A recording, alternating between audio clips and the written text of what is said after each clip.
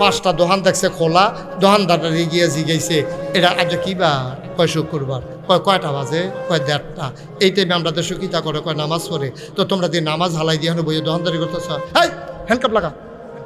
On handcuff লাগাইয়া 2টারে ফিস মোড়া বান দিয়া কোথায় লাইছে সংসাইল বাজারও বীরপুরের একবারে যাইতে লইছিল হেন দিয়া। হেবারে জিগেছে কি তো তোমরা? কই যে নামাজ পড়ি না যে, এর লেগে হ্যান্ডকাপ লাগাই লইছে। হেবারে বাইত ফোন দিছে, পুত্রে তুই কো? বাবা আমি তো বাজার। অরে মসজিদ বাজার বাজারও বাজারও কা বউ শুনে তো কৌশল লাগতো না। সংসাইল বাজারও একটারে যদি ফিস মোড়া বান দিয়া হতাইলাম যায়, মিরপুরের তারা ওজু সারা মসজিদ চালায় ঠিক নি রে। তাইলে বোঝা গেল নামাজ কায়েম করা এত কঠিন না।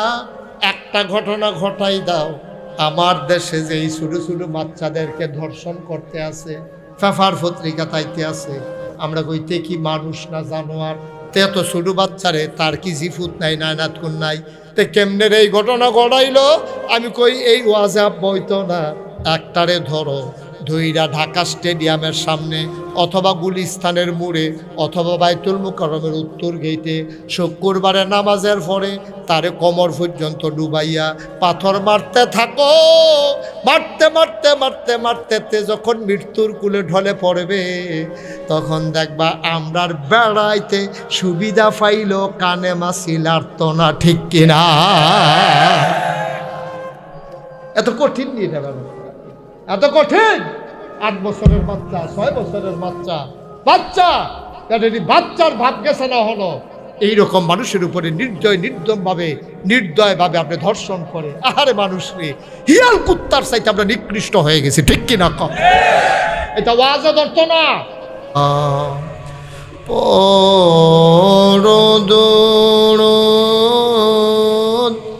মাশুক তোমার মদিনা, আশিক যদি হইতে পারো, আশিক যদি হইতে পারো, যাইবা সোনার মদিনায়। আল্লাহুম্মা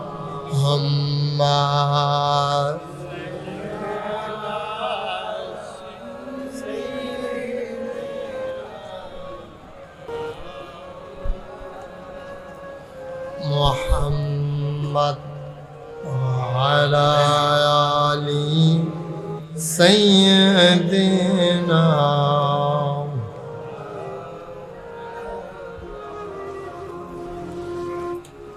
যেখানেই থাকো, যেভাবেই থাকো, নবীজির দুরূদ ছাইরো না। যেখানেই থাকো, যেভাবেই থাকো, নবীজির দুরূদ ছাইরো না। নবীজির দুরূদ না ছাড়িলে, নবীজির দুরূদ না ছাড়িলে, নবীজি তোমায় ছাড়বে না। আল্লাহুম্মা সাল্লি আলা সাইয়্যিদিনা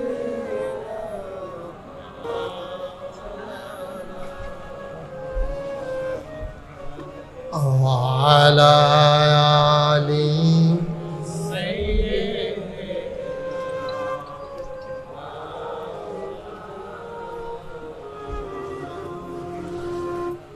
وعلى آل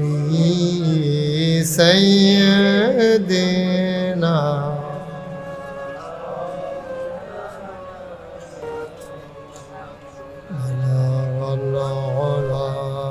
بكماله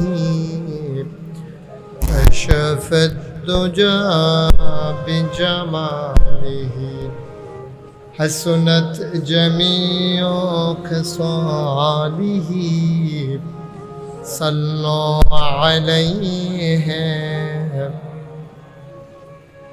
قدرت کی تماشا ہے مدینہ کی گلی میں جنت کی نمونہ ہے مدینہ کی گلی میں بلغ العلا بکمالہ كشف الدجى بجماله حسنت جميع خصاله صلوا عليه سلموا يا قوم بل صلوا على صدر رامٍ مصطفى ما جائلنا رحمة من اللهم صل وسلم وبارك عليه সবাই পড়ি আলহামদুলিল্লাহ। আল্লাহ তাবারক ওয়া তাআলার দরবারে আমরা লাখ কোটি শুকরিয়া জ্ঞাপন করছি, যিনি আমাদেরকে ঐতিহ্যবাহী ঐতিহ্যধন্য প্রাচীনতম একটা জনপদ, যে গ্রামটির নাম হীরাপুর, যে গ্রামে আমি অনেকবার এসেছি। আমার আদরের আলামিন আমাকে বারবার নিয়ে এসেছে। এই হীরাপুর গ্রামে আমি এই ঈদগাতেও আরও কোথাও দুইবার না 4 বার না আমারে দিয়া শুরু হয়েছিল, মাঝে দিয়া তারা বইলা লাইছে। এই বছর কি তা দেখে আবার মনে পড়ছে কি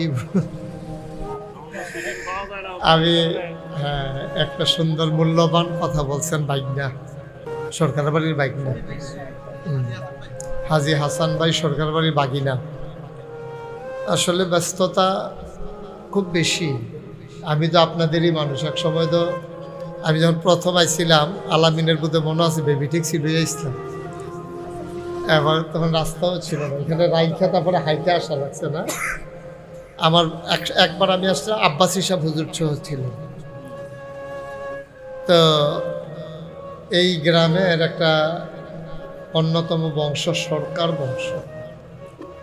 সরকার বংশীয়দের উদ্যোগে 20তম বার্ষিক ওয়াজ ও দোয়ার মাহফিল। আজকের আয়োজনের সম্মানিত সভাপতি আলহাজ হযরত মাওলানা মোহাম্মদ আব্দুল মতিন সরকার সাহেব আসেননি উনি? ঠিক আছে। আব্দুল মতিন সরকার সাবেক খতিব, কত বছর খতিব ছিলেন, এখন তার শরীর দেয় না। আলহাজ হযরত মাওলানা আব্দুল মতিন সরকার সাহেব। প্রধান অতিথি আলহাজ মোহাম্মদ নুরুল ইসলাম সরকার আসছে, আসেন না। প্রধান আকর্ষণ তো আল্লাহ আমাকে রাখছেন আপনারা। প্রধান বক্তা বিশিষ্ট ইসলামী চিন্তাবিদ মুফাসসিরে কোরআন হযরত মাওলানা হুসাইন আহমদ সাহেব, সহ সুপার দিঘিরপাড় দাখিল মাদ্রাসা, আমার পূর্বে যিনি আলোচনা করলেন।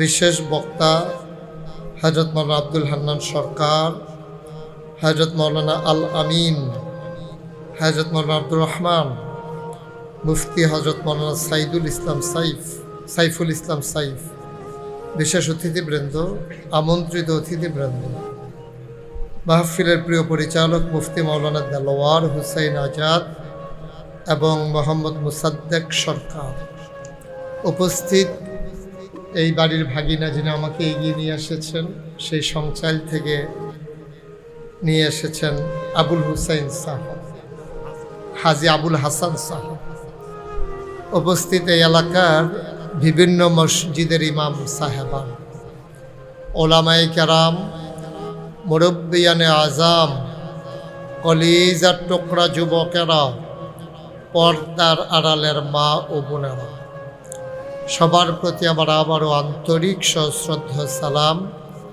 আসসালামু আলাইকুম ওয়া রাহমাতুল্লাহি ওয়া বারাকাতুহু। মাহফিলটার মাশাআল্লাহ এই সিজনে যে লোকজন আসছেন, আপনারা মনে করেন না যে লোকজন আওয়াজ শেষ, লোকজন আরও আইতে আছে। আমি আওয়ার সময় আবুল হাসান সহ আমরা দেখে আসছি যে অনেক লোক রাস্তায় আসতেছে। আপনারা যারা দাঁড়ায় রয়েছেন, পরে তো ওই সুগন্ধা বাসের অবস্থায় হইব, সকলে বই আসার বা আপনি খেলিয়ে কুমিল্লা যাবেন, বইবেন না আইস দিয়ে আবার খেলিতে সবাই বসে যান, একজন লোক দাঁড়াই থাকেন না। এই ছেলে বসো, আইনো ওই হেবাড়ায় তো বয়না ওই হেডার লাগিয়া, ওই মুরব্বী বয়না হেডার লাগিয়া। হ্যাঁ বসেন, হ্যাঁ তদারককারী লাগবে না, বসেন সবাই বসেন। এখন আমি ভলান্টিয়ার। হ্যাঁ একজন লোক দাঁড়াই থাকেন না, আপনি একটু বসেন না। কোন দিক দিয়ে বসবেন? পিছনে চেয়ার দেওয়ারও 2-3টা প্লাস্টিকের চেয়ার নাই, তাহলে সামনে এসে পড়েন, সামনে এসে বসেন। এই থাক, বেশি সামনে গেলে আবার ওই ক্যামেরায় আমারে আর দেখা যাইতো না, আপনারও দেখা যাবে। হ্যাঁ আমরা সবাই একটা আন্তরিকতার সাথে বসি। ধান কাটা শুরু হয়ে গেছে এই এলাকায়, না অনেক ক্লান্ত আপনারা। আমি চেষ্টা করব কিছু কথা বলার জন্য, যেগুলো আমার জন্য দরকার এবং আপনাদের জন্য দরকার। শুরুতে আল্লাহর কাছে দয়া চাই, আপনাদের কাছে দোয়া চাই।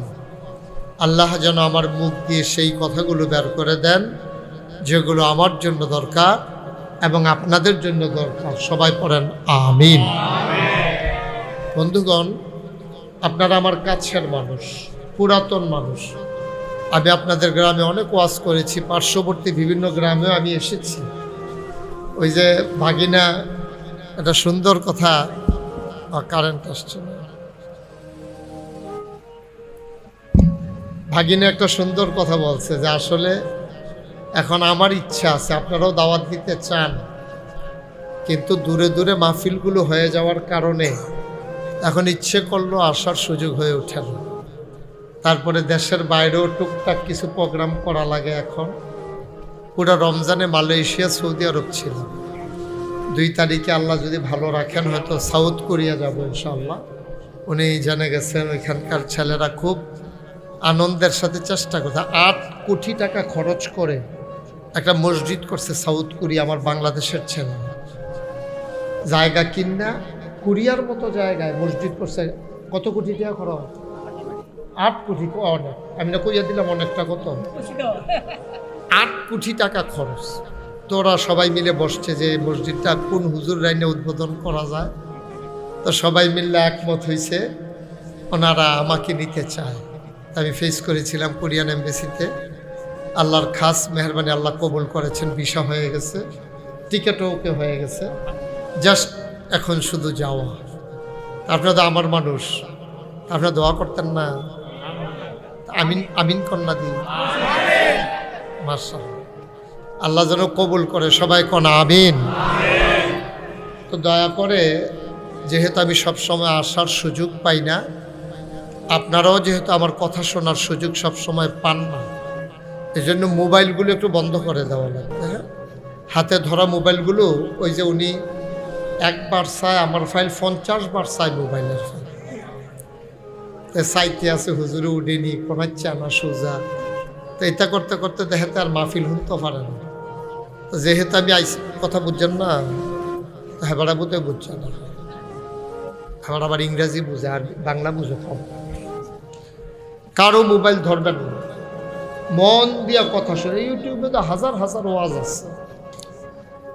আমি আজকে এক বাসায় ছিলাম 60 সালে, দুপুরে ওখানে একটা দোয়ার আয়োজন ছিল, ওখানে ঘুমিয়েছিলাম। ওখান থেকে একটু আগে রওনা করে এসেছি, দেখলাম যে ওই এম লেখলে বাহিরে আইয়া পড়ে, মানে এতভাবে মানুষ দেখে। আল্লাহ যেন কবুল করে। সবাই কোন আমিন। যেহেতু ইউটিউবে আপনারা সব সময় দেখছেন, তো এখনও যদি আবার ইউটিউবের ভিতরে চাইয়া থাকেন, তো আর আমি বাড়ি শিখিতাম। ভিতরে থাকতাম এটাই ভালো আছে। যেহেতু বাড়ি আইছি সবাই মিল্লা আমরা সামনাসামনি কথা বলবো, আনন্দের সাথে খোলা মনে, মাছের মতো নিষ্পলক নয়নে খরগোশের মতো কান খাড়া করে আমরা কথা শুনবো ইনশাআল্লাহ। আল্লাহ যেন কবুল করে, সবাই পড়ে না আমিন। বন্ধুগণ, এই সরকার বাড়ির তারা একটা কামের কাম করছে। কাম রইল এই যে সরকার বংশীয়দের উদ্যোগে ওয়াজ ও দোয়ার মাহফিল, দুইটা কাজ করছে, ওয়াজ এবং দোয়া। ওয়াজ মানে হলো আমরা যারা বেঁচে আছি এখন মাহফিলটার যেই পরিবেশ আছে ঠিক এই পরিবেশটা রাখবেন, একটা শব্দ যেন না হয়। কেউ আওয়াজ করতে হইলে চুপ, এটা কইলে তো আবার এই আওয়াজ হইল না, আঙ্গুল দিয়ে ইশারা দিয়া এই মনোযোগের সাথে বসবেন, তাহলে আমি কথা বলে আনন্দ পাবো। আমার তো আবার বদভ্যাস আছে যে আমি কেউ কথা কইলে আর কথা কইতে হবে। ওই যে দেখছেন মুখ লেগে গেছে, মাত্র যে কই আসছে মাহফিলটা বালা চলতে আছে, তা দৌড় দিয়েছে বালা দেখাইতে, ওখানে গিয়ে না এমডে ডাক দিলাম, তুমি না ডাক দিয়ে শিখিতে না আমিন কর, জুড়ে কর। তো যেই কথাটা কোন বলতেছিলাম, ওয়াজ ও দোয়া, তারা দুইটা কাম করছে এক লগে। ওয়াজ হইল জিন্দা মানুষের জন্য। ওয়াজ কি কবরের তারার লাগিয়া? তারারে ওয়াজ দিয়ে কি লাভ হইব? তার তো কারবার শেষে, আর কারবার হইতো না। ওখানে ওয়াজ হইলেও লাভ হইতো না। ওয়াজ হইল জিন্দা মানুষের জন্য, আর দোয়া হইল উভয়ের জন্য, জিন্দা এবং মরহুম মৃত্যু সবার জন্যই আল্লাহর খাস মেহরবানি দোয়া। বলেন আল্লাহুম্মা আমিন। কথা কয়েন না, কথা কয়েন। তো এই দুইটা কাজ তারা করছে, ওয়াজ এবং দোয়া। আমরা প্রথমে ওয়াজ করব, তারপরে দোয়া করব। যেই ওয়াজ করব এটাও দোয়া নিয়ে ওয়াজ। এটার যে কতটুকু গুরুত্ব যদি এটা জানতো সবাই, তাইলে দেখবেন সবাই মিলে দোয়ার আয়োজন করত। আমাদের দেশে দোয়ার প্রচলন কম, আস্তে আস্তে উঠতে জেগেতে আছে। আগে আলেম ওলামারে বাইক নিত, দাওয়াত দিত, হুজুররা গিয়া সেটা দোয়া করতো, কোরআন শরীফ পড়তো, সবাই মিল্লা। বাইকটা একটু কমাই দেয়, হালকা একটু, যেন ওই পরের আওয়াজটা যেন না হয়, একটু কমাই দেয়। তো হ্যাঁ ঠিক আছে, থ্যাংক ইউ, সুন্দর হয়েছে। কথা কইেন না, মোবাইলে এখন কথা কইেন না, নিজেরাও কথা কইেন না, আমার খালি শুনেন, পরে কতক্ষণ লাগাইয়া কথা কইলেন। তো ওয়াজ এবং দোয়া। ওয়াজ মানে হচ্ছে নসিহা। আমরা যারা এখানে আছি আমরা সবাই মুসলমান। আমরা কি মুসলমান? এমনি আলগা কথা কোন যেত না, আমি জিগাইলে তো কথা কোন লাগবই। আপনারা এই জায়গারও তো দুম ধরে রয়েছেন। হ্যাঁ, আমরা সবাই কি সুন্দর হয়েছে। এবারা কইছে না, এবার আমরা মাহফিলও দেম, আবার কথাও কয়াম কিতারে লইয়া পড়বেন। কি বলছেন? লইয়া পড়বেন, এরকম কাপ সাপ লইয়া ভেঙে পড়ে যাবেন গাই। আমরা সবাই কি মুসলমান? এই যে আমরা সবাই বললাম আমরা মুসলমান, এতে কি আমরা মুসলমান হয়ে গেছি? এত সোজা। মুসলমান এটা দাবি করার জিনিস না, এটা হলো প্রমাণ করার জিনিস। বলেন সুবহানাল্লাহ। এটা দাবি করে কেউ মুসলমান অঞ্জায় না, দাবি করে তো সরকারে অঞ্জায় না। এই গ্রামের আরেক বেড়ায় যদি কয় আমরাও সরকার বাড়ি, তার এটা মান্য নিব নাকি? সামান্য একটা বংশীয় পরিচয়, দেশের মানুষের চিননের লিগে সরকার, ভুইয়া, চৌধুরী, খনকার, ফেসকার, স্বর্ণকার, দফাদার, শহীদার, কন্ট্রাক্টর, কাস্টমার, দোকানদার, কেন? হ্যাঁ, এই যে এত টান, এটি হলো চিননের লিগিয়া দুনিয়ার পরিচয়। কেন সরকার সামনে এই কথাটার লিগিয়া? তাহলে এইটাও তো কেউ মান্য নিত না সরকার বাড়ির না হইলে। তুই কি এর সরকার? তুই বেড়াইয়া কয়টা ঠেহার মুখ দেখছ সরকার হয়েছে সরাতে, তারে ধমক দিয়ে আপনারা এটা মান্য নিতেন না। ঠিক নিও কথা কয়েন। আমি কইলাম কইয়া লাইছি যে এইটা জিগাই খাস করে লইয়া পড়বেন না, দরকার না। কথা কইয়েন আগুয়ে দেবেন না, কথা কই আগুয়ে দিয়ে তো এসার হয়। তাইলে যেই কথাটা কইতাম না ইসলাম, তাইলে দুনিয়ার সরকার আরেক বেড়ায় দাবি করলে সরকার বাড়ির তারা মানে না। আমরা মুসলমান কইলেই মুসলমান হয়ে যে কি বিষয়টা তো সোজা না। মুসলমান হওয়ার জন্য সর্বপ্রথম যেটা লাগবো লা ইলাহা মুহাম্মাদুর, এটা মুখে বলা শেষ মুসলমান নাকি। এটা কইয়া যদি আপনি মুসলমান হয়ে যে কিতেন পারতেন। কয়দিন আগে আমি চুল কাটতাম গেছিলাম কুমিল্লা রানীর বাজার, সেলুনের ফোলারা হিন্দু যেতে আমার চুল কাটে, তা কয় যে হুজুর আমি আপনার কলমাটা পারি। আমি কই কছেন, লা ইলাহা ইল্লাল্লাহ মুহাম্মাদুর রাসূল। আমি যদি পুরা মুসলমান হয়ে গেছে গা কয় না এটা শিখছি আমি। হীরাপুরের মানুষ হিন্দু সেলুনের লোকটা সে লা ইলাহা ইল্লাল্লাহ পারে, মুহাম্মাদুর রাসূলুল্লাহ মুখস্থ, কিন্তু সে মুসলমান হবে না। কারণ এটা সে অন্তরেও বিশ্বাস করে না, কাজও প্রমাণ করে না, ঠিক কিনা? সহজ হিসাব, মুখে উচ্চারণ করার নাম ইমানদার না। এই কলমা শরীফকে তিনটা কাজ করতে হবে। এক নম্বরে মুখে স্বীকৃতি দিতে হবে, দুই নম্বরে অন্তরে বিশ্বাস করতে হবে, তিন নম্বরে এই কলেমা অনুযায়ী আমলে পরিণত করতে হবে, ঠিক কিনা? সাংঘাতিক বিষয়। তাইলে আপনি কেন মুসলমান হইলেন? হিন্দু কেন মুসলমান কলমা পাড়ার পরেও হইল না? আপনি কেমনে মুসলমান হইলেন? আপনি দাবি না করেন মুসলমান, আসলে আপনি মুসলমান হইছেন কিনা এই গ্যারান্টি এখনো আপনি পান নাই, ঠিক কিনা? হিন্দু কলমা পড়ার পরে ওই কলেমা অনুযায়ী যদি তার আমল না করে, তারে যেমন মুসলমান কয় না, মুসলমানের সন্তান কলমা পড়ার পরে ওই অনুযায়ী যদি আমল না করবে, তাহলে তাইলে তারেও মুসলমান বলা যাবে না, যাবে না, যাবে না, ঠিক কিনা? আরো সহজ করে তে মুখে কইছে ওই সেলুনের হাতে লা ইলাহা ইল্লাল্লাহ মুহাম্মাদুর, সেলুনতেই কথা কইছে, কইয়াতে মূর্তির সামনে গিয়া দুর্গা পূজা দিছে, সরস্বতী লক্ষ্মী কালী পূজা, তে মূর্তির সামনে গিয়া নম নম করছে। তাইলে তে মুখে কলমা পড়ার পরে মূর্তির সামনে গিয়া নম নম করার কারণে তে মুসলমান হইতে পারে নাই। আমরাও যদি লা ইলাহা ইল্লাল্লাহ মুহাম্মাদুর রাসূলুল্লাহ ফইরা মাজারও গিয়া দুপুর কইরা সেজদা দিয়া লাই, তাইলে আমরাও তো হেতার মতো খাইছি ধরা, ঠিক কিনা? হেতার মধ্যে আমার মধ্যে পার্থক্য কি আছে? পার্থক্য পার্থক্য আছে? এই কথাটা কইলে কই হুজুরে আমরা আমি কইলেই কি না কইলেই কি, তোমার ফাও কাটতে গেছে, আমি কইলেও কাটছে না কইলেও কাটছে, সেটা কি রক্ত শুকনো একটা আছে। তোমার ফাও কাটছে, আমি কইলেই কি হইব না কইলে?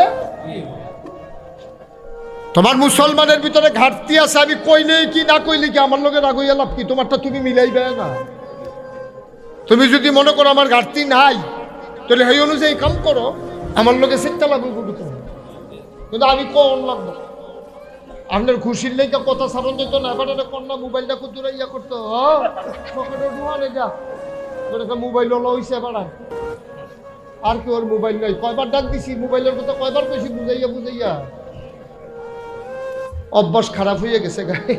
ওই সারা রাত টিপতে টিপতে এখন আর ভাল লাগে না, আঙ্গুল কিতা জানি কিতা জানি ওই হাতার মতো কথা যখন মনে পড়ছে দেখি কইলিতাম রে, ওই সুরে বিলে যেদিন চুরি করতে না পারে এহেন তো হ্যান অনেক ঘরের ভিতরে ডেক ডেকছিল আরে সারে বউয়ে কয় কি তা কয় অভ্যাসটা, অভ্যাসটা সিফাত নিয়ে রাখেন অভ্যাস হলো এবারে বুঝে আমার মাহফিল নতুন বুঝে না ফকট হলো না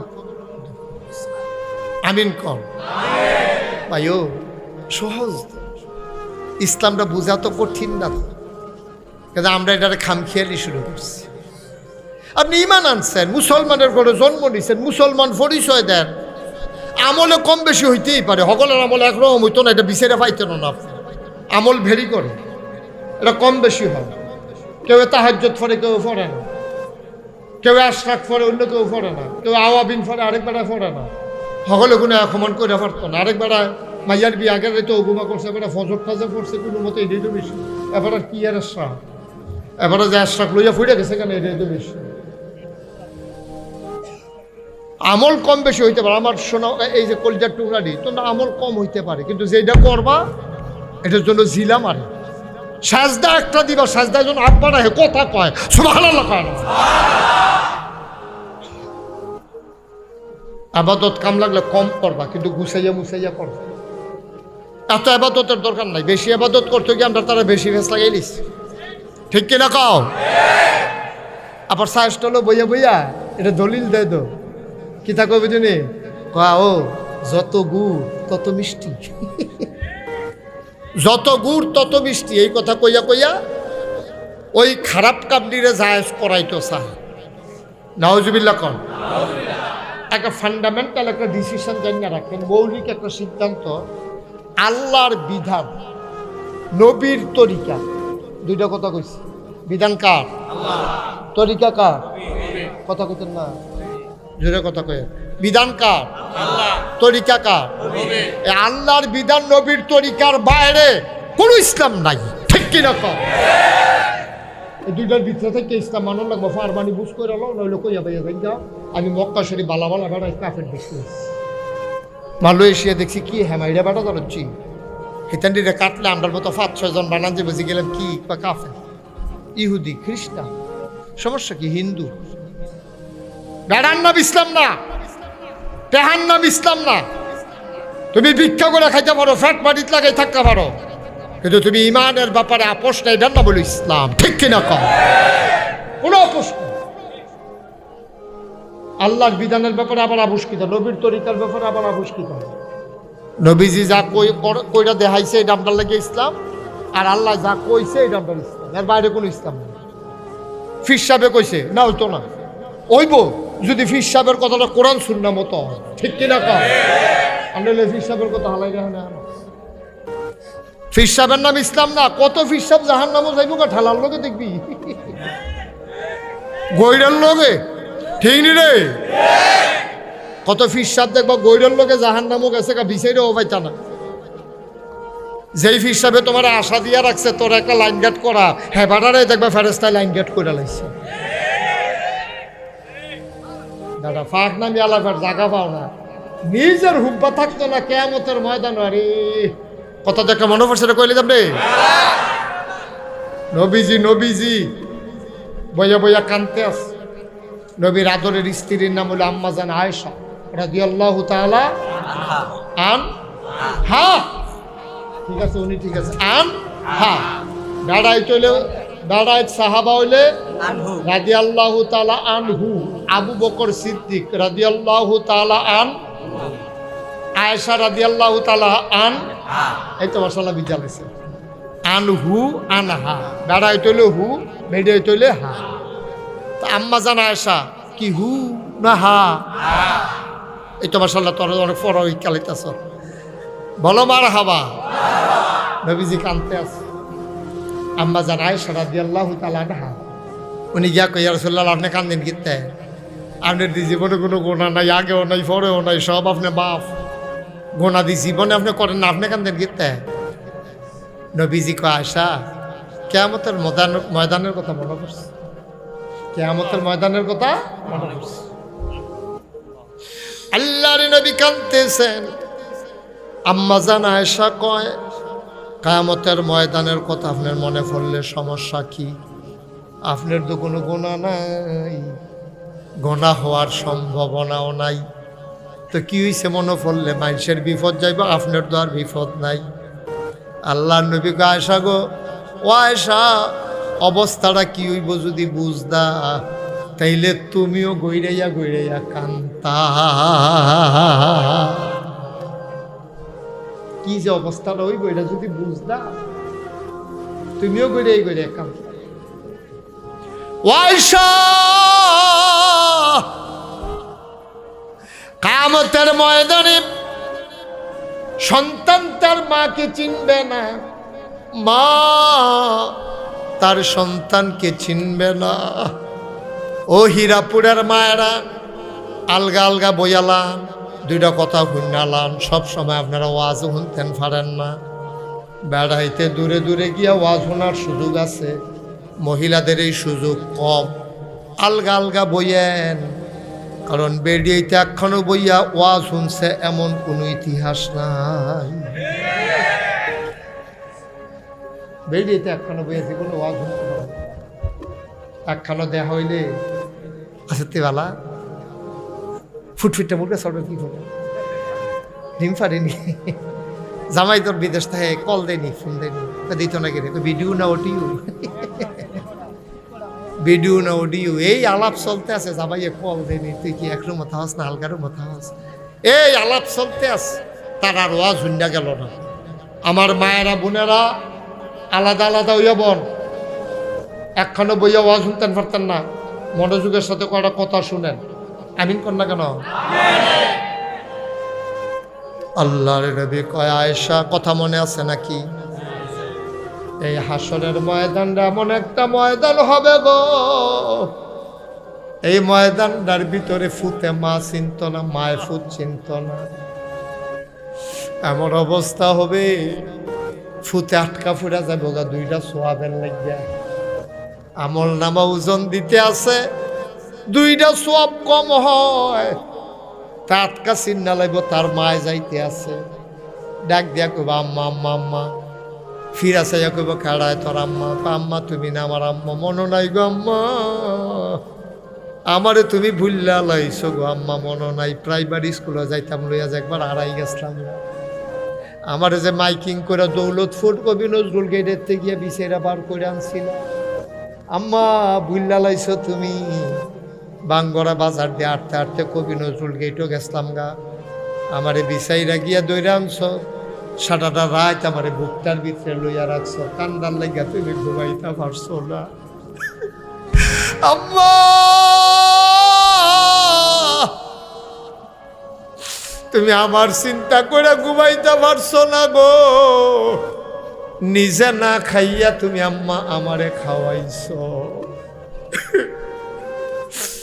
বেজা বিছানার নিজে শুইয়া আমারে তুমি বুকটার উপরে ঘুম পাড়াইছো গো আম্মা, তুমি আম্মা আমারে চিনো না, মায় ঘাটটা ফিরাইয়া কইব এটা চিনার জায়গা না, এটা চিনার জায়গা না, আমি চিল্লা কিতা করাম রে ফুট, আমারে তো বিপদের শেষ নাই, আমি পাগলের মতো দৌড়াইতে আছি রে, আমল নামার ভিতরে ন্যাক কম হইয়া গেছে, গোনা বেশি হইয়া গেছে, আম্মা আমারও তো এই অবস্থা, দুইটা সোয়াব দিলে আমি ফাড়ুই যাই, মা ডাক দেয়া কইব আমারে দইছে না, তোরে কেমনে দেন, যেই মায়ে তোমার লাগা জীবন দেয়, এই মায়ে তোমার দিকে ফিরেও তাকাবে না, এটার নাম হাসরের ময়দান। আম্মা জানা আয়েশা কই ইয়া রাসূলুল্লাহ, ইয়া হাবিবাল্লাহ, কান্দাকাটি করেন কেরে, আমরা কি আল্লাহ করলে ন্যাক কাম কম করি নাকি, আমরা হইলাম নবীর স্ত্রী, এরপরে আল্লাহ করলে সোয়াব অনেক কামাই করি, আমরা কি চিন্তা আসেনি? নবীজি কই চুপ, একবার কইছো আর কইও না, সোয়াবের হিসাব দিয়া জান্নাত যাইতে পারতা না যদি আল্লাহ দয়া করে না দেয়, ঠিক কিনা? কি ইবাদত করছেন? আমি যে আমারে যে আপনারা ফিসাব কম, খাবারও যে ইমাম সাহেব আবুল হোসেন যে আপনার বাইক নই আইছে, হুজুররা বইয়া দিছে, এই সাবেক ইমাম সাহেব হুজুরে কি লাভ, কয়টা ইবাদত করছি আমরা, আচ্ছা না হইলে করছি আর কি, এটি আবার কবুল হইছে নাকি? আমরা মসজিদের ঢুকাছেন আমরা তারা যেই নামাজ পড়ে কবুল হয়েছে নি এটা আল্লাহ জানে। আমরা নামাজের কোনো নমুনা আছে এটা আগামাতা আছে। নামাজ কবুল হইতো কেমনে? তুমি কও এত নামাজ পড়ি, নামাজ দিছিলা তোরা না ধরবো কেমনে? তুমি যে টুফিটা মাথার দিয়ে মসজিদে ঢুকছো সুদের টেহা কিনা, ঠিক কিনা কও? সুদের টেহা দিয়া টুফি কিনা, ঘুষের টেহা দিয়া লুঙ্গি কিনা, কস কাটতে কাটতে আরেকবার আর ক্ষেতের লাইনের ভিতরে ঢুকিয়া হেই ক্ষেতের ধান দিয়া চাউল বানাইয়া ভাত খাইয়া আল্লাহ দেখিয়া না কিছু করছে না। অন্য কেউ হইলে তো লাতি দিয়া বাইরে হারাই দিল না, ডিসকোয়ালিফাইড, তুই লাল কার্ড, মাঠের বাড়ি গিয়া খেয়ে থাকেন। আল্লাহ দেখিয়া না আপনারা মায়া করেও, আল্লাহ দেখে আপনারা মায়া করে। তাহলে আমরা যেই কাম করি নাকি মানুষের কাম নিবেন। আর যা সহাল থেকে এই পর্যন্ত কি তা করছেন, যার যারটা তেতে মিলান। আমার জিগানের দরকার কি, কোনের দরকার কি? আপনার তো আপনি জানেন না, আপনি স্বীকার করেন না। পাঞ্জাবি টাঞ্জাবি গাও দিয়া ফেয়ার অ্যান্ড লাভলি দিয়া সাজ্জা সুজ্জা বেড়ায় বার হয়, মনে যেন আল্লাহর ওলি বাড়িছে। বাটফারের হেডকোয়ার্টার, কথার স্টেশন নেই, কামের স্টেশন নেই। বাংলাদেশের দুর্দশা হইল আরো সবচেয়ে বেশি টপ টু বটম, সব জায়গায় মিথ্যার সয়লাভ। যে যত বড় মিশা কথা কইতে পারবো তে হইল বাংলাদেশের বড় নেতা, ঠিক কিনা কম? কেমনে কয় এত মিশা কথা? আমি হিসাবে মিলাইতাম মানে বেড়া, আমরাও তো মিশা কথা কইতাম আইসুটা যাই, এটা আইসমাই শুনেন আরো কান্দা কান্দা, ঠিক রে? কেমনে এমনি মিশা কথা কয় আইসুটা নামাইছে, এটা আমি কিতা কইতাছি ঘটনা দিয়ে একদম কইয়া লাইতাছি আরেকবার। আমরা সর্বনাশ, কথার স্টেশন নাই, খাওয়ার কোনো লাগাম নাই, চলার কোনো নিয়ম কানুন নাই। সব ব্যাপারে আল্লাহ বিধান দিয়েছেন, কি খাইবা কি খাইবা না, কই যাইবা কই যাইবা না, কি কথা বলা যাবে কি কথা বলা যাবে না। এমন একটা বিষয় নাই যেটা আল্লাহ তোমারে বুঝাইয়া বুঝাইয়া বলে নাই। এই জন্য বলছিলাম আল্লাহর বিধান নবীর তরিকা, এর বাইরে মুসলমানের কোনো জিন্দেগি নাই, ঠিক কিনা? তোমার ভাল লাগো আর না লাগো, তুমি এটার ভিতরে থাকতে হইব। যদি মুসলমান হইতা আরো সহজ করে কই, হ্যাঁ, ঘরের ভিতরে মেল চলতে আছে, ঘরের ভিতরে বৈঠকখানার সরকার ভাই ফলাফাই দেবে না, কি তা হয় হুননের লেগিয়া দরজা মরজার মধ্যে বেড়াই খেলে রয়েছে। একতে দুইজনে দুই দরজার চৌখাটের মধ্যে হেলান দিয়া দরজার ভিতরে দুই ফান্দা খেলে রয়েছে। এর ভিতরে মুরব্বী একজনে কইছে ঠান্ডা ইয়ে দরজাটা বন্ধ কর। দুই ফলায় যে দরজার মধ্যে খেলে রয়েছে চৌখাটে হেলান দিয়া, যে বেড়ায় দরজা বন্ধ করতে গেছে হ্যাঁ বেড়ায় কি তা কয়, ও তোমরা হইলে বিচ্রাইও না হইলে কথা করা, হইলে বিচ্রাইও না হইলে দরজা বন্ধ করতে হইলে তোমার হয় বাড়ি নিতে হবে, না হইলে বিচ্রান্ত হইলে দরজা বন্ধ করতে হতো না, বন্ধ করে দেবো হইলে বিচ্রাই নাহলে মারা দাও, দরজা বন্ধ করো। মহান আল্লাহ এই কথাটা ১,৫০০ বছর আগে কইছে, উদখুলু ফিস সিলমে কাফা, এই ভিতরে আয় না হইলে বাইরে যা। ইসলাম মানতে চাইলে পরিপূর্ণভাবে মানবা। তারপর আল্লাহ আবার কিতাব কয় শুনেন না, আল্লাহ কয় আফাতুমিনুনা বিবাযিল কিতাব ওয়া তাকফুরুনা বিবায। তোমরা যে চৌখাটটা খেরা দিলা ঘরে বাইরে হয়, ভিতরেও নইলে বাইরে যাও। তোমরা এটা কি খেরা শিখছো, দরজা বন্ধ করলে যাইবা কো? আল্লাহ কয় বান্দারে, ও বান্দা যদি আল্লাহরে মানতে চাস বালা কইরা মান, বাটফারি মানার দরকার নাই। আফাতুমিনুনা বিবাযিল কিতাব ওয়া তাকফুরুনা বিবায। তোমরা কি কোরআনের কিছু অংশ মানো আর কিছু অংশ মানো না? এইরকম কোনো ইসলাম নাই। মানতে হলে পরিপূর্ণ মানবা, আর নইলে অস্বীকার করে কাফের হয়ে যাও। তোমার তে বালা বালা বেড়াইত কাফের আছে, এর লাগিয়া আল্লাহর একটা ফসমের ক্ষতি হইছে না, ঠিক কিনা? তোমার তে বালা বালা বেড়াইত কাফের আছে, দেখতে মোড়া টেহাওয়ালা। পৃথিবীতে যত টেহা পয়সা সব হইলো কাফের, আর শুনে সব ধনী। আমরা মিডল ইস্টে কিছু ধনী আছে, কিন্তু সবচেয়ে ধনী যারা বিল গেটস, তারপরে গিয়া জেলেন্সকি, তারপরে গিয়া আদানি গ্রুপ, এটি হইল সবচেয়ে বড় টেহার মালিক। সবচেয়ে কাফের, কোনোটা হিন্দু, কোনোটা ইহুদি, কোনোটা খ্রিস্টান। বড় বড় বিল্ডিং যেটি দেখতে আছে অধিকাংশ কাফের এরা মালিক। ধনী মানুষ খুব কম। এটা এই যে বুর্জ আর খলিফা এটা একটা দৃশ্যমান একটা জিনিস। তারপরে টুইন টাওয়ার মালয়েশিয়া, এগুলা দেখার ভিতরে, কিন্তু বড় বড় যে স্থাপনাগুলা অধিকাংশ হইল ইহুদি কাফেরদের। তারপরে বড় বড় টেহাওয়ালা কাফেরদের, বড় বড় যত কোম্পানি।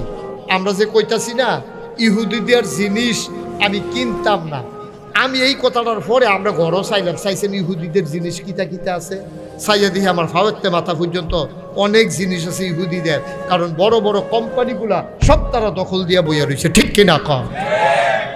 আপনি কিন্তু ফুসুদ ফানি, কিসুদ ফানি, ফুসুদ ফানি, ওই যে হোক সাবালা অধিকাংশ হইল কাফের।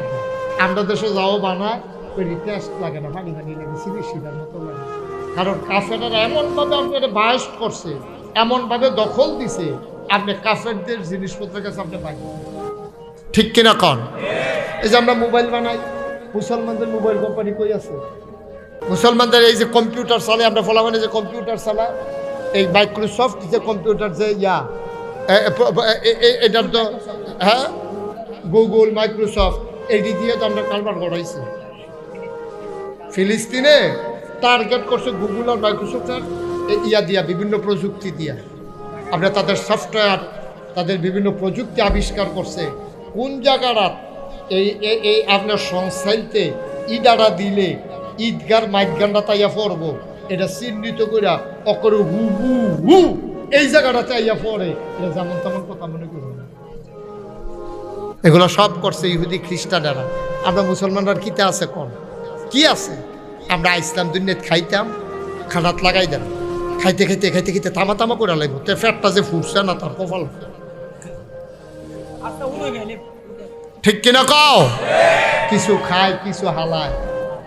আরে মুসলমান রে, আল্লাহ যায় টেহা পয়সা দিছে, টেহলাডি এই টেহা পয়সা নষ্ট করতেছে, বিয়া করে বিদেশ যায়, কিতা করে, টেহা পয়সা কেমনে নষ্ট করবো কোনো আগা মাথা বিচাইরা পায় না। বছরে বছরে গাড়ি কিনে, এক এক গাড়ির দাম 100 কোটি 200 কোটি। কি দরকার লাগছে তোমার? তোমার এই পৃথিবীতে মুসলমান না খাইয়া মরে, আর তুমি 100 কোটি দিয়া গাড়ি চালাও। আর গাড়ি একটা হইলে তো সারে, চলুন হইলে তো সারে, তোমার এত দামি গাড়ির দরকারটা কিতা? তুমি ফ্যাশন করো, প্রাইভেট বিমান কিনা লাও, প্রাইভেট তুমি জাহাজ কিনা লাও, প্রমুত্তরি কিনা লাও, তুমি বাড়ি করো তোমার শহরে শহরে, সৌদি বাদশার সব শহরে শহরে, প্রতিটা শহরে শহরে তাদের বাড়ি আছে। যেমন তেমন বাড়ি না, এক এক বাড়ি একটা গ্রাম থাকুন যাইব, এইরকম কইরা কইরা সব শেষ হইতেছে। আর আমার মুসলমানরা মাইর খাইতেছে। কারণ কি? কারণ আমরা আল্লাহর বিধান নবীর তরিকার ভিতরে নাই, ঠিক কিনা কম? আহা, আবু হুরায়রা রাদিয়াল্লাহু তাআলা আনহু ওনারে বিদেশ পাঠাইছে কাফেররারে দাওয়াত দেওয়ার লেগে। খেয়াল করেন সিহন কথা, ওনারে পাঠাইছে যাও বিদেশ গিয়ে দাওয়াত দিয়েও। তো ওনারে দাওয়াত দিতে গেছে পরে, তো কাফেররা ওনার জন্য খানার আয়োজন করছে, দস্তরখান বিছাইছে, মজার মজার খানা দিছে। তো খাইতে লইয়া কুদুরা বাইরে ঘুরে গেছে দস্তরখানের উপরে। তো জেবাড়ায় লইয়া গেছে আবু হুরায়রারে, তো উনি করছে কি ইশারা দিছে, আপনি যদি হাতে টোহাইয়া খান তাহলে এটা বেইজ্জতি হইব, মনে করবো যে তেমুদা খানা বিচাইরা পায় না, মুসলমানরা এমনি তারা নাদান মানুষ, ফইরা গেলে ওইটা টোহাইয়া খায়, এটা আপনার সরম হইব। আপনি একটা রাষ্ট্রের প্রতিনিধি হিসাবে আইসে, আপনি টোহাইয়া খাওয়ানোর দরকার নেই, প্লেটতে খান। আবু হুরায়রা যখন বারবার ইশারা দিতেছে, আবু হুরায়রা সেটটা কিতা কিছু হচ্ছে, কাফের বেদিনে কি কইব, এই জন্য আমি নবীর সুন্নত ছাড়তে পারবো না। সুবহানাল্লাহ বলবেন না? দেখছেন ইসলাম কি জিনিস? কয় কাফের বেদিনে কি কইব, এই জন্য আমি নবীর ইসলাম সুন্নত ছাড়তে পারবো না। নবীর সুন্নত হলো যেটা পড়বো এটা টোহাইয়া খাবো, কাফের বেদিনে টিটকারি মারবো, মস্কারা করবো, এটার জন্য আমি পারবো। আল্লাহর নবী ডাক দেয়া কয় সব ওয়াইশা, হিসাবের কথাটা মুখেও আইন না গো আয়েশা, হিসাব দিয়া জান্নাতে যাবে এমন কলজাওয়ালা বেড়ায় তখন আইসা না। আল্লাহ যদি হিসাব চায়, তুমি আমি কোনো হিসাব দিয়া যাইতাম পারতাম না, তাইলে যায়াম কি দিয়া? যায়াম আল্লাহর মায়া দিয়া, ঠিক কিনা? আল্লাহর মায়া দিয়ে আপনি জান্নাতে যাইতে হবে। হিসাব করে বেড়াগিরি দেখাইয়া আপনি যাইবেন গা জান্নাত? অসম্ভব। কিনা দিছে আল্লাহ আপনারে, কিনা দিছে। কোনটার বিনিময় দিবেন আপনি আল্লাহরে? কোন জিনিসটার বিনিময় দিবেন? কষ্ট হইতেছে বোধ আপনারা? এবারে যে উঠলো কেউ ওইদিকে কিছু কয় না, বেয়া হয়ে গেছে। জরুরত আছে, এই জরুরত লইয়া সিফা দিয়া বইয়া থাকে প্রত্যেক দিন কোনো এখন ওয়াজ হয় না। মনোযোগের সাথে একটা বুঝ লইয়া যায়। আমার ফলাফান যারা আছো ঠান্ডা মাথায় বসো, তোমাদের জন্য প্রেসক্রিপশন আসতে আছে। সামনের দিকে কেমনে চলন লাগবে এই ব্যাপারে তোমাদেরকে রুটিন দিতে আসি। হ্যাঁ, কথা কয় না না।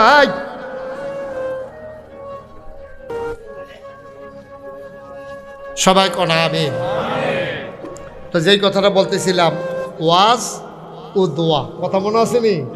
এই ওয়াজ হইল শুধু এইটা মনে রাখবেন, বিধান মানব কার, তরিকা মানব কার। এই ক্ষেত্রে আমার আব্বাও নবীর তরিকা আল্লাহর বিধান অনুযায়ী যদি না হয়, আমি আব্বার কথাও মানি না। ঠিক কিনা? বাপ হিসাবে শ্রদ্ধা করি, দাদা হিসাবে শ্রদ্ধা করি, ফির সাহেব হিসাবে শ্রদ্ধা করি, সব ঠিক আছে, ইমাম সাহেব হিসাবে মর্যাদা দেয়। কিন্তু কথাটা যদি কোরআন সুন্নাহর বাইরে হইয়া যায়, তখন হুজুর আমি মনে করে যে হুজুর কথাটা কইছে না। এটাই হলো ইসলাম। আমরা তারা তো মনে করে ফির সাহেবে কইছে, কি আর হাসামিসা, কি আর কোরআন শরীফ, কি আর হাদিস, হুজুরে কইছে না। আব্বা এই কথা কইয়া সর্বনাশ করেন না, নিজের জীবনে সর্বনাশ করেন না। হ্যাঁ, হুজুরের কথাটা কোরআন সুন্নাহ মতো হইলে অক্ষরে পুঙ্খানুপুঙ্খ রূপে মানেন, আমার কোনো আপত্তি নেই।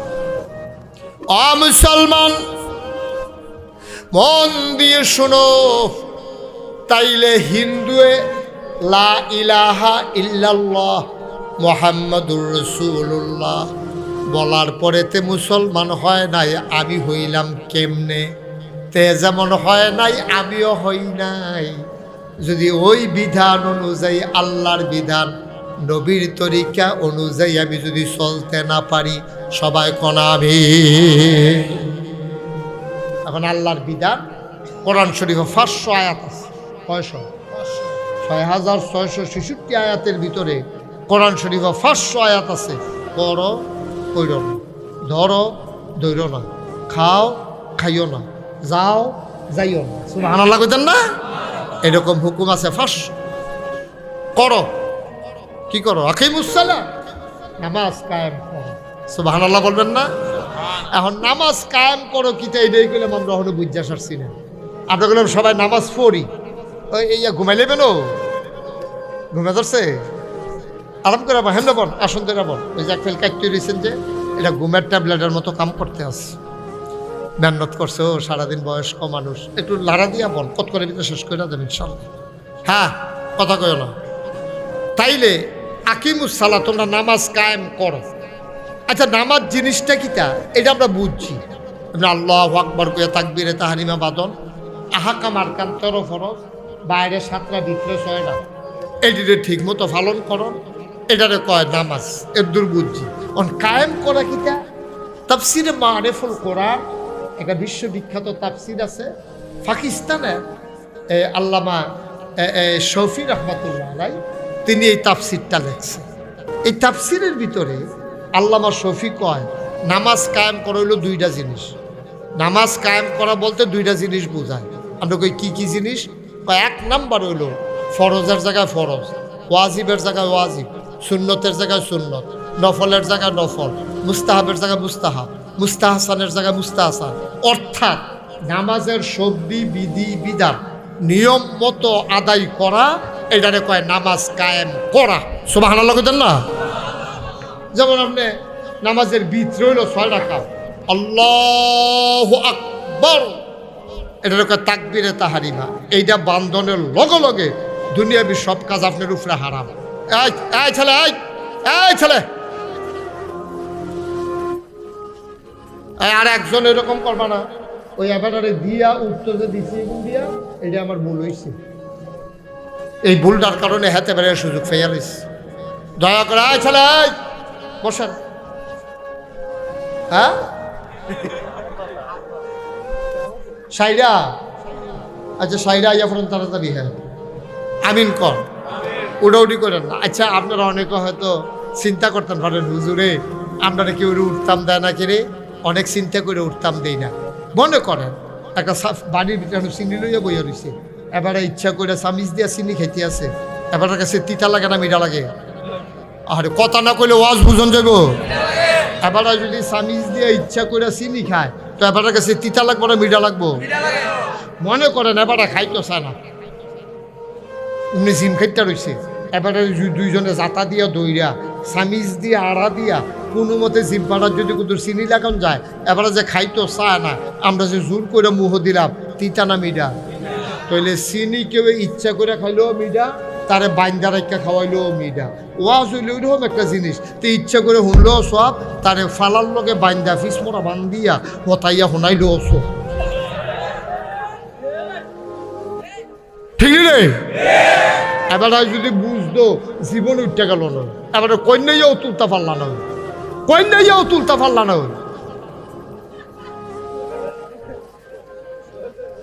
হ্যাঁ ছেলে, এই তুমি এই মুহূর্তে উঠলা কেন যখন আমি না উঠার ওয়াজ করতে আসি? বোকা ছেলে, তুমি উঠলে আরো 10 মিনিট পরে উঠো তোমার কোনো কাম থাকলে। আমি মাত্র ওয়াজটা করতে, তুমি এটা ডিজনার করলা না? এটা যে হুজুরে কো উঠন যাইতো না বলে চৌটা কুতুর দিয়ে হাই দিয়ে উঠন যাইল।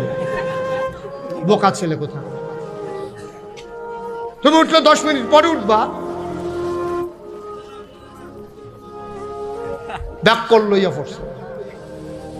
আমিন কর, জোরে কর। তাহলে আমরা মনোযোগের সাথে শুনবো ইনশাআল্লাহ। আমি মাত্র এখনো করে মূল কথা যাইতাম পারছিলাম, মূল কথার দিকে আগাইতে আসছি। আমিন কর।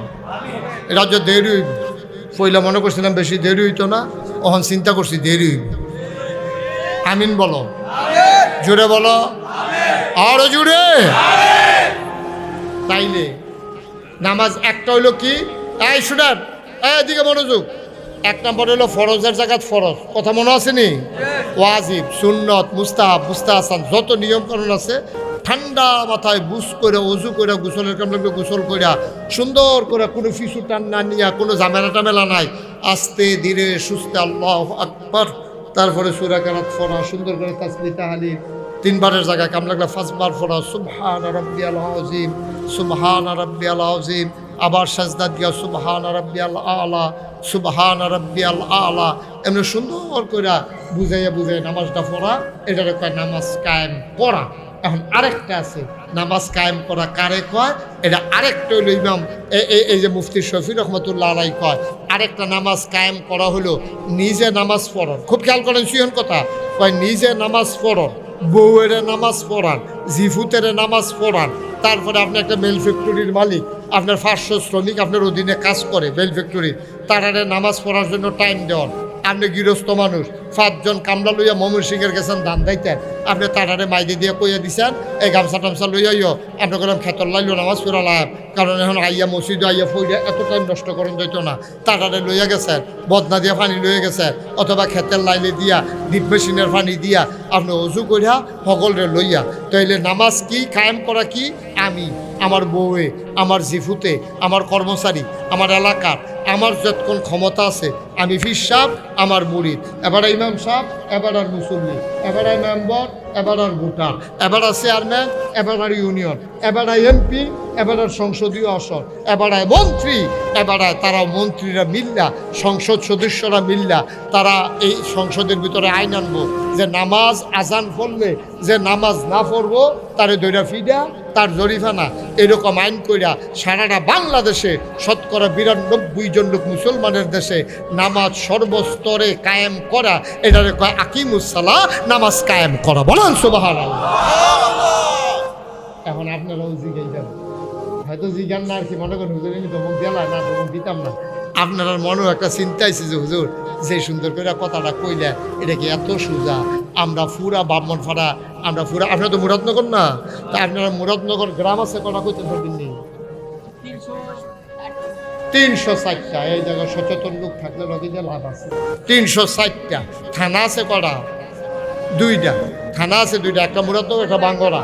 তাইলে দুইটা 22টা ইউনিয়ন, 360টা গ্রাম, থানা আছে 2টা, দুটা থানা মিলাইয়া না হইলে 40 থেকে 50 জনের বেশি পুলিশ কোনো হইতো না। তাহলে আমি যে কইলাম আইন কইরা নামাজ কায়েম করা, 360টা গ্রামও এই 50 জন পুলিশ কিতা করো বাঘ কইরা বাঘ বইয়া দিলেও তো 1 গ্রামে কেজি খানেক কইরা পড়বো কেন পুলিশ? খেয়াল করছেন নাকি?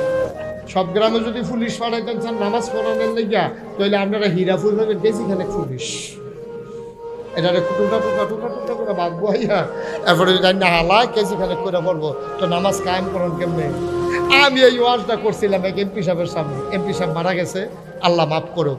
আমি এমপি সাহেবের কাছে কইছিলাম নামাজ কায়েম করা আপনারা এখন ওয়াজ করেন না, আমরা এমপিরা সব মাফিরা এসে ওয়াজ করেনি রে। এমপি সাহেবটা লাগাই দিও, দেখবো হুজুর বয় রেখে 2 ঘন্টা ওয়াজ করে লাইছে বেড়ায়। আমি কই আপনি যখন এত ওয়াজ করেন আমার পরে করেন না, কই থাহে গেড়া।